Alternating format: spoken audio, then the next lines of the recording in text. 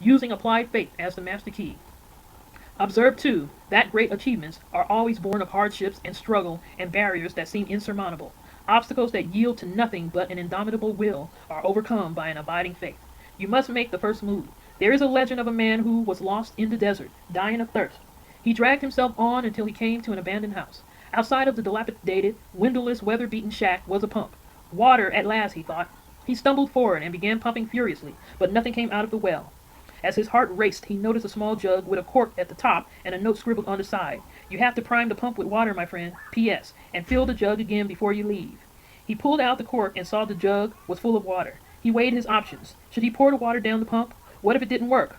All of the water would be gone. If he drank the water from the jug, he could be sure he wouldn't die of thirst. But to pour it down the rusty pump on the flimsy instructions written on the outside of the jug, sweating profusely, he listened to his heart and chose the risky decision. He proceeded to pour the entire jug of water down the rusty old pump and furiously pumped up and down. Sure enough, the water gushed out. He had all he needed to drink. With a thankful heart, he turned his thoughts upward. He filled the jug again, corked it, and added his own testimony to the words on the bottle.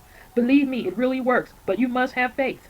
The people who really succeed are those who dare to risk, who challenge the status quo and push themselves beyond their normal limits. No person ever fully discovers and develops all the potential within himself until he expresses his faith.